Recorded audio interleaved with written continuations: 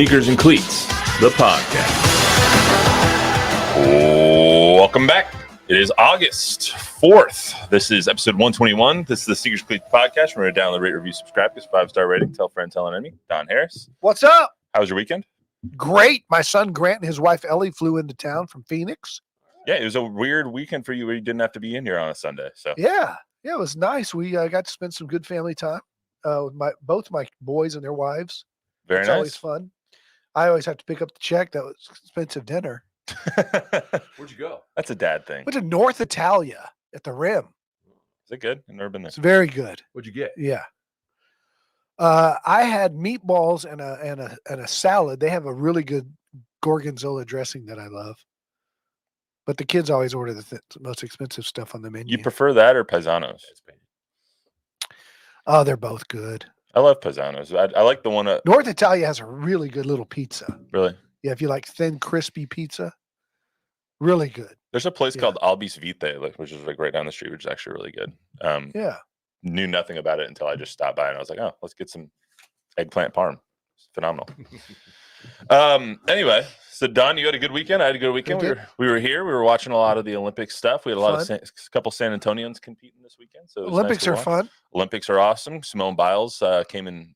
I don't want to spoil anything, but if you're watching us, you're probably not watching the Olympics right now. But Simone Biles just wrapped up her career probably in the gymnastics. Okay, this is. Let me tell you. This is how weird. My best friends in the world, my two college buddies from North Texas. We're obsessed with weird sports stuff, and we had the longest text chain about Simone Biles and the floor exercise. And at 4'8", could she dunk? Now, hold on a second. We know that the floor exercise has springs underneath it, right? I did some research and realized that all athletes who are on that thing say it doesn't give you that much of a spring. It does, but not that much. That the springs are to absorb the impact on the landings, not like a trampoline to vault you higher, although they do. So her head, the top of her head gets 11'8". Yeah, almost 12. Yeah. Yeah, at the apex of her jump. So if she did that same run up, the flipping and then boom, take off for that flip on a regular hardwood basketball court, on an NBA hardwood basketball court, how high would her head get? Here's what I don't know is hold on, we got there too. I know what you're going to say. How would a basketball holding a basketball? Could she do? I think that if she could do it and it would be like an alley-oop, then I think she could do it. We talked. That's exactly right. It'd have to be a lob. She'd have to control herself enough and all that flippiness to catch a lob. No I don't think twisties. she has to flip around and stuff. She can just jump straight. Well, no, because you get momentum off those back handsprings. I meant when she jumped. So what we determined was if she could do 3 or 4 back handsprings on a regular hardwood, take off, and somehow catch a lob, that even if she wasn't 11'8" high, even if she was 3 feet lower, like 9. Well, I was gonna say she's only got to get to like 9.5. Her head, because her arms can get over the rim. Okay, well, if her head's 9.5, she can dunk. Yeah, 100%. I think she can. That's dunk. Incredible. Yeah, at 4'8". My favorite thing is that picture with her and Shaq, 5'1" and 7'1" and 4'8". Yeah, and she's like literally to his hip. It's hilarious. Yeah. So we got a lot going on. Spectacular athlete. We're going to talk a little bit about Olympic basketball. The people who are paid to dunk. Wemby is going to be playing Team Canada. That's going to be a tough matchup for him. U.S. is going to be playing Brazil. They got a much easier draw on their side of the bracket. They don't have to play Germany, Canada, or France until the final, should they get there. Because they took care of business. They did take care of business. They talk the latest on Cowboys camp. Troy Aikman with saying some stuff on the Pat McAfee show about Dak's contract, if he's going to be back with the Cowboys. So we'll talk about all that. And then I thought about this coming in. The White Sox have lost 20 games in a row. They're 27-87. So I don't really care about the White Sox and don't want to talk about that, but I can't imagine being a fan of that franchise. So I thought of the question, what would cause you to not be a fan? What would cause you to give up your fandom? And I'm particularly interested in your answer because I feel like this is aimed at me. As a Browns fan, I'm just curious as to what would. I'll have a lot to say later. So we'll talk about that a little bit later too. But I want to get to our trivia question and we'll get to the Olympics. Our trivia question today. Andre Johnson went into the Hall of Fame this weekend, the first Texan to grace the Hall of Fame with his presence. Texan. Yes, thank you. Houston Texan to go into the Hall of Fame from the expansion franchise that was got into the NFL in 2002. He was drafted in 2003. Andre Johnson is one of 3 players to lead the NFL in receiving yards in back-to-back seasons. Who are the other 2? Is my question. Andre Johnson is one of only 3 players to lead the NFL in receiving yards in back-to-back years. Who are the other 2? It has been done it's been done 4 times. One of these players did it twice. So I'll just The first name that I have to throw out would be Jerry Rice. It's a good answer. And then maybe Fred Biletnikoff. Okay. Well, everyone ponder for a little bit. We'll get back to it right after the Olympic stuff. But I wanted to make it Hall of Fame worthy question today. Speaking of, can I throw this in there real fast Yeah. on the Houston Texans? Because you brought up the expansion franchise. Yeah. So the second greatest soundbite that I've gotten in an interview in my 35 plus year career came from Bob McNair in a one-on-one I did with him when he was buying the franchise. Okay. So early 2000s. Yeah. They were about a year from playing football. He had bought the franchise. They were, we went to Houston. We got to sit down one-on-one with him. And I asked him this question.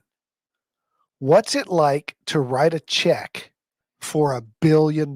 Because that's what he had to do to buy the stadium and the franchise from the NFL. And his soundbite is second only to a Don King soundbite that I got. I said, what's it like to write a check for $1 billion? And without even hesitating, he looked at me and he said, well, I wouldn't suggest you do it very often.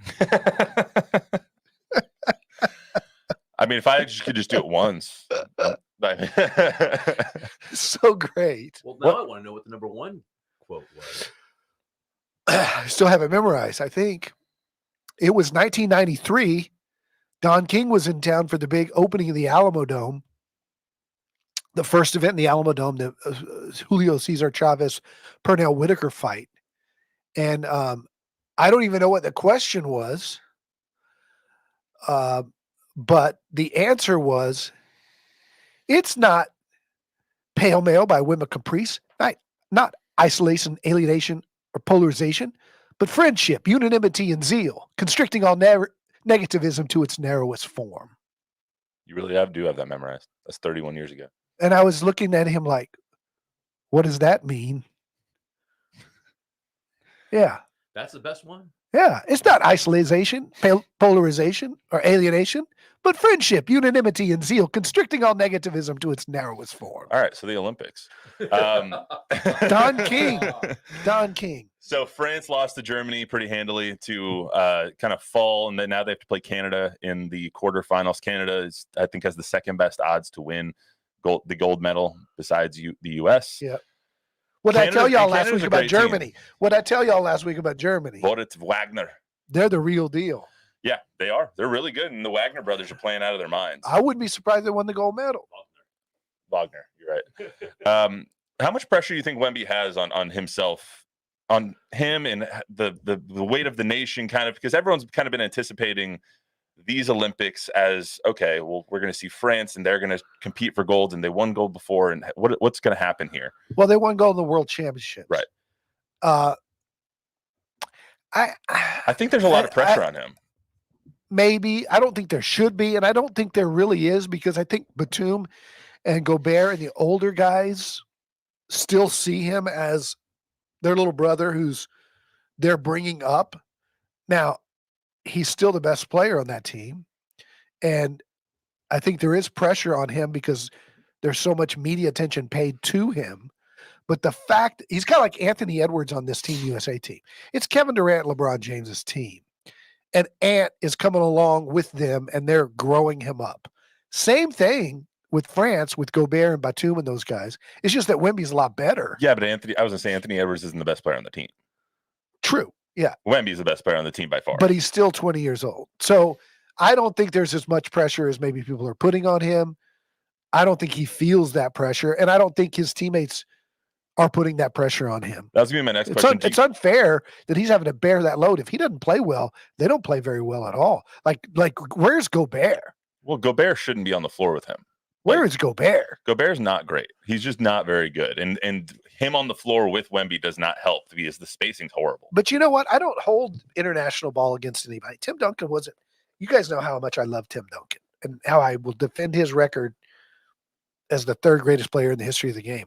But Tim Duncan wasn't a very good FIBA player, and some guys just aren't. Would it be a disappointment, though, to have them lose in the quarterfinals as the home nation? Your only game in France, the other stuff. Not Canada.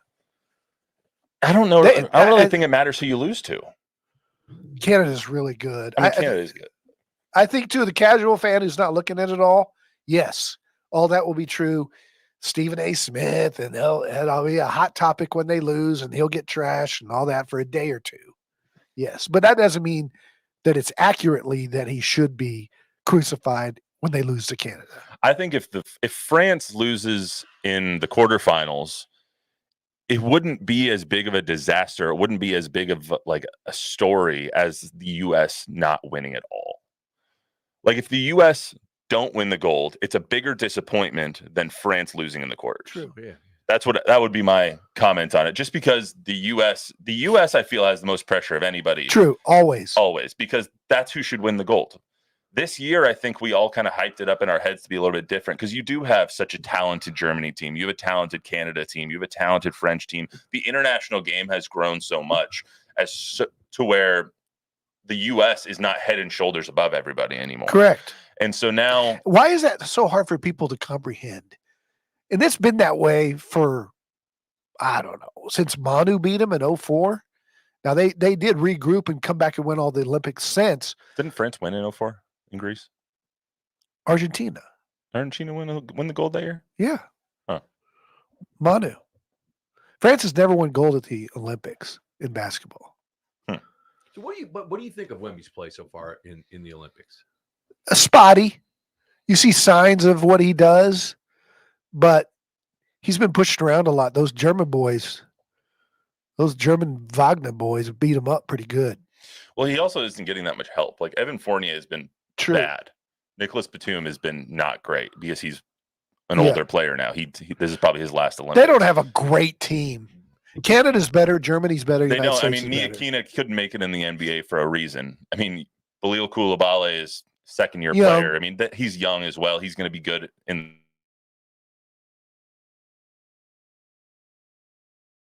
almost non-existent in this entire, and he's their second best player theoretically. So like, I don't wonder how understand. much of that is the fact that he's having to pass the torch to Wemby, and he's kind of embarrassed that this kid's better than him. They just don't play well together.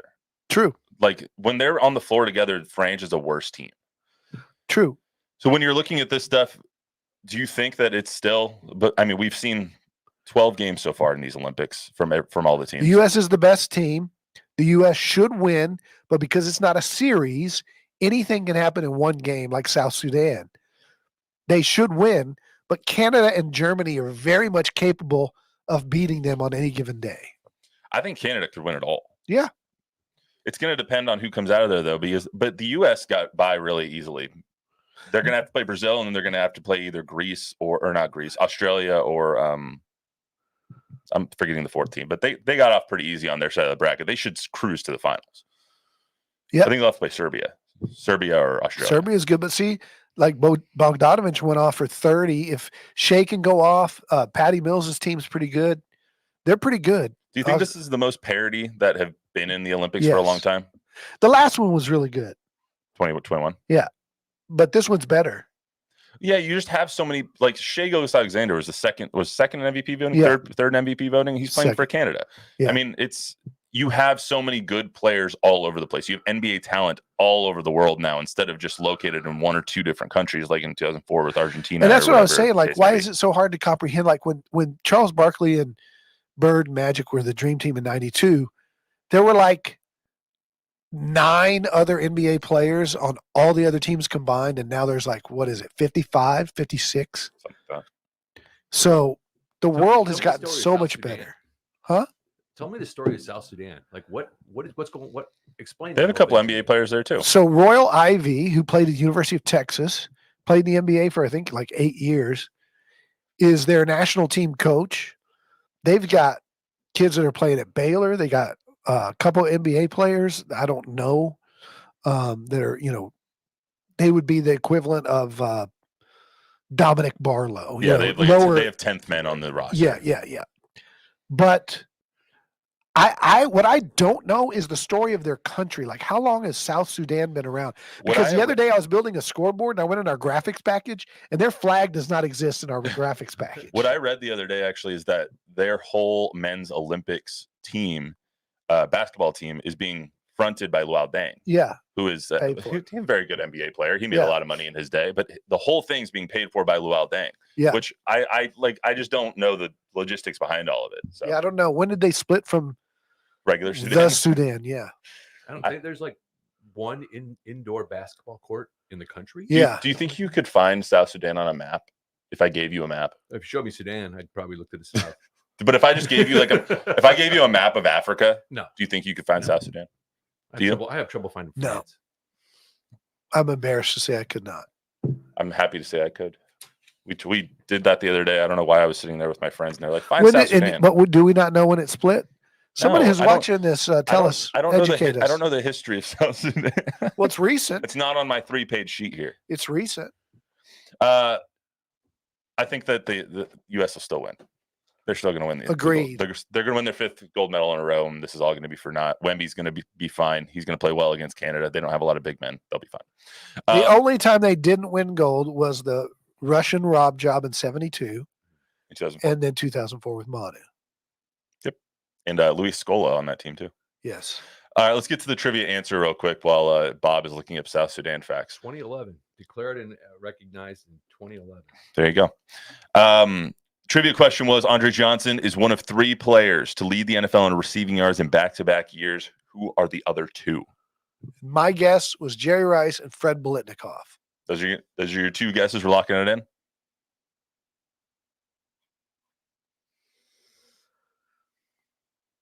Yes. Jerry Rice is correct. Fred Biletnikoff, I don't have an but it's wrong. Okay. I really wanted him to be that in that list. Yeah.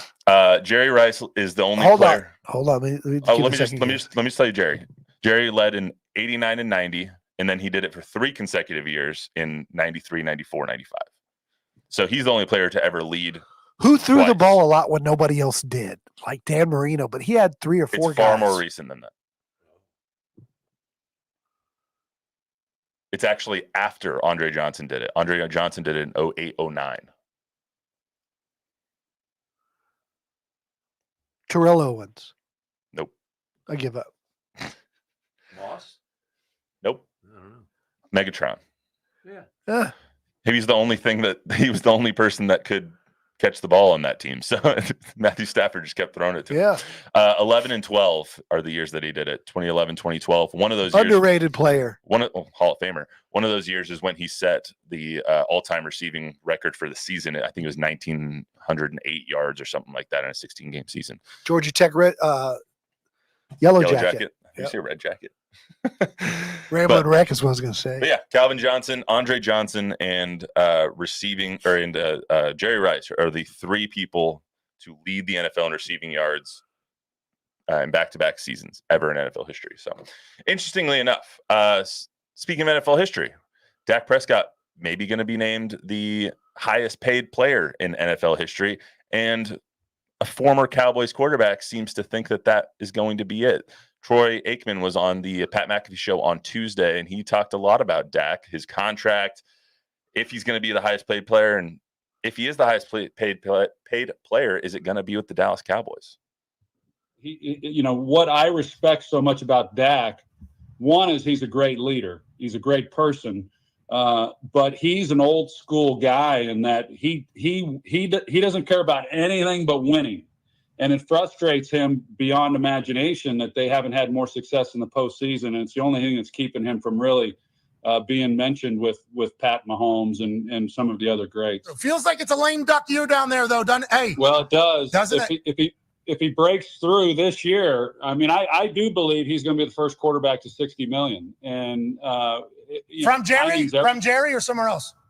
Well, that's That's the question. And the longer this goes, the more I think he will be playing somewhere else. I just, if it continues to drag on and he plays great, and then the Cowboys come in late to say, hey, now we want to pay you. I don't know. I don't know where his head will be at that point. Again, that was Troy Aikman on the Pat McAfee show on Tuesday. What does AJ Hawk do there, really? Like, AJ Hawk just sits there and doesn't actually say any words, but he's like Ed McMahon from the old Johnny Carson show. Yes, sir. I love McAfee and his crew, but AJ Hawk, you are on correct, just Matt. not saying anything. But anyway, that's besides the point. There's a couple of who was Conan O'Brien's little guy, Andy. I don't know his last name. Show now, didn't he? Yeah, Andy. Or he did. Yes, sir. Is it called the Andy Show? No one knows his last name. Sure. There's a couple interesting things in that bite. First, I thought the most interesting part was the question by McAfee: is it a lame duck year for the Cowboys? That's what kind of the narrative is surrounding it, because they didn't make a lot of great offseason improvements. They haven't really signed their stars or anything like that. Are they going to improve on a 12-5 record? I don't really think so. So is it a lame duck year when you have everybody in a one-year contract like the way they do? Yeah, I mean, of course it is. Now, will they sign Dak and CD the first month of the season?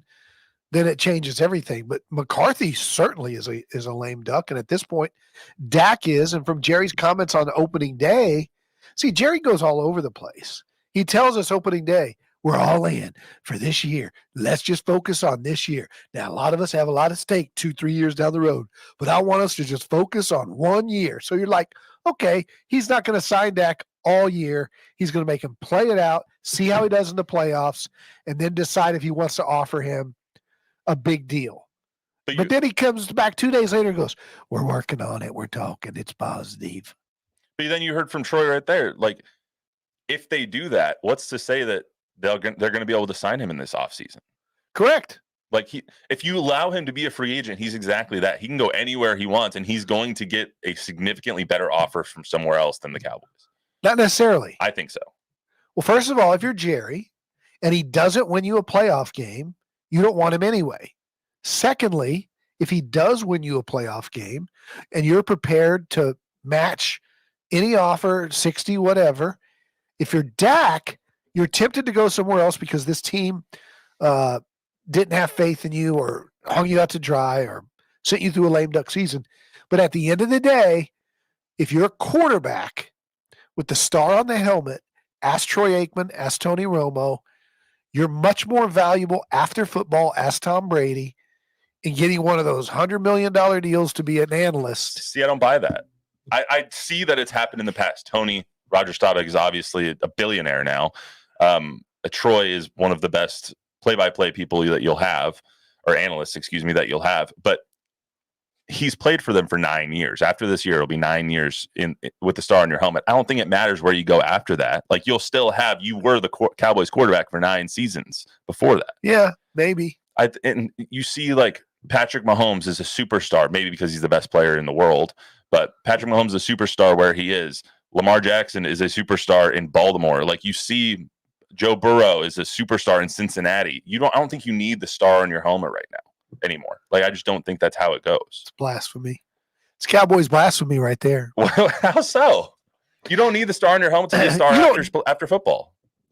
You don't need to. Tom Brady is, but you have to. Tom Brady's the best quarterback of all time. He's an anomaly. Like, he was going to make $1 billion. But Joe Burrow's not going to be the voice of NFL football.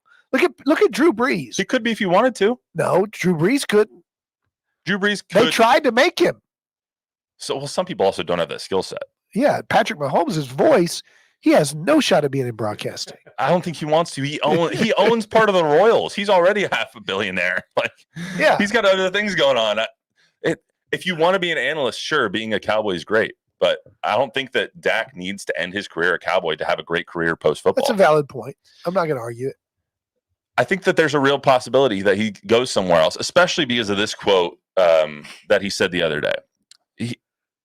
To paraphrase, he said he has an obligation to, one, his team, his family, and to other people around the league to get the best deal possible. Yeah. So he said, I'm a guy that grew up with 2 older brothers. You understand what a brotherhood means, not only for just this team, but for the fraternity of the NFL and the players. The money is out there and the money can happen. It can be done.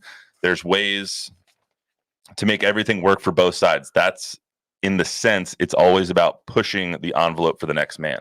Also, I wouldn't be surprised if things escalate both with he and CD now, that the lawsuit, the DirecTV, the NFL Sunday Ticket lawsuit has been thrown out, because I think Jerry was really concerned about that impact on the cap and this financially future.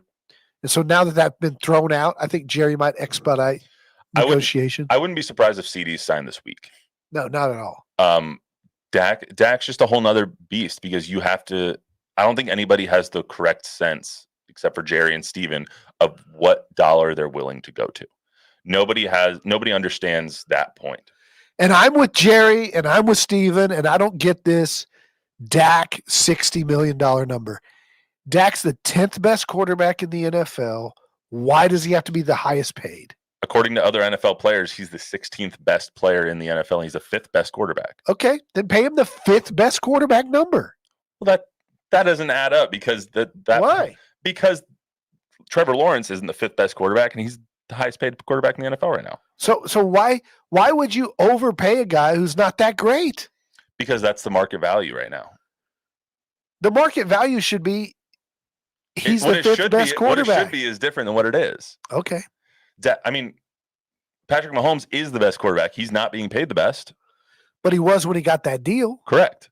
And now you have Dak, who is next in line. That's how it's going right now. But You're Dak's the next not man the up. best player in the NFL right now. But if you want to sign him, you're going to have to sign him to at least $56 million a year, which is the going rate.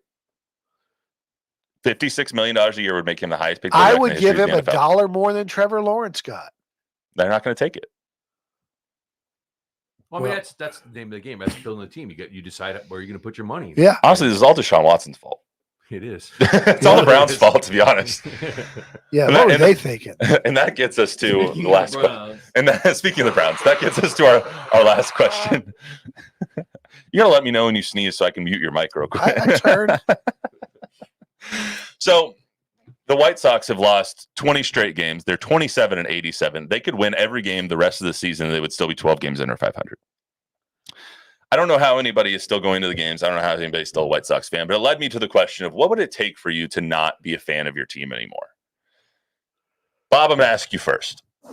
You are a fan of the Browns. You've been a fan of the Browns your whole life. They moved to Baltimore, and I'm still a fan. Yeah, they moved to Baltimore and didn't want you anymore, and then you still said, no, I'm a fan. Not only you can't take the name. Yeah. The team's name is ours. You can go, but you can't take the name with you. Look, so go ahead. I love it. That's my question. What would it take? There's nothing. There's nothing. There's nothing that Brown sports teams can basically do, or Cleveland sports teams could do.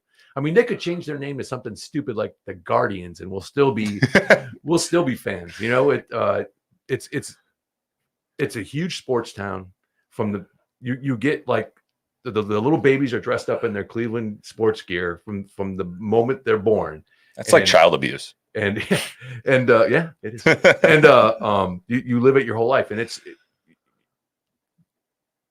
what the conversation is in every bar. It's what you talk to when I talk to my dad, the first thing we talk about, not how's the family or anything like that, is we talk about what's it look like the free agents the Browns put it, or like it's all that's the first thing we talk about, and the longest thing we talk about. Yeah, that's how it is for everybody. So what's the biggest heartbreak, the drive or the fumble? Oh man, I think the drive was really bad, but the fumble hurt me because I didn't know that Binder fumbled when he went to the end zone. I was jumping up and down, screaming, celebrating the touchdown, and I couldn't tell. It was really loud and everything, and I couldn't tell that he had fumbled. I thought, we had just put the game away or whatever, and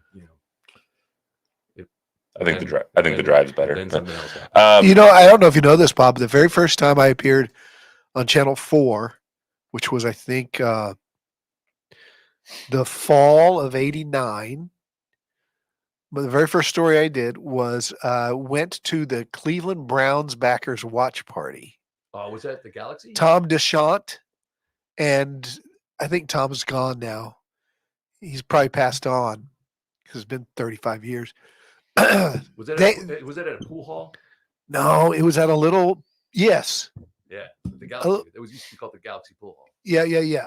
And they met over there, and they wore their dog pound noses. Passed the helmet around. And they were a great group of people. And I probably did 2 or 3 stories with them over the years. But that was the very first time I appeared on Channel 4. Being in this Cleveland Browns backers, the nose. Being in this industry, you kind of lose your fandom a little bit because you have to be impartial when you do highlights and all that stuff. But for you, what would it take for you to not be a fan of your football team or your baseball team, basketball team, whoever?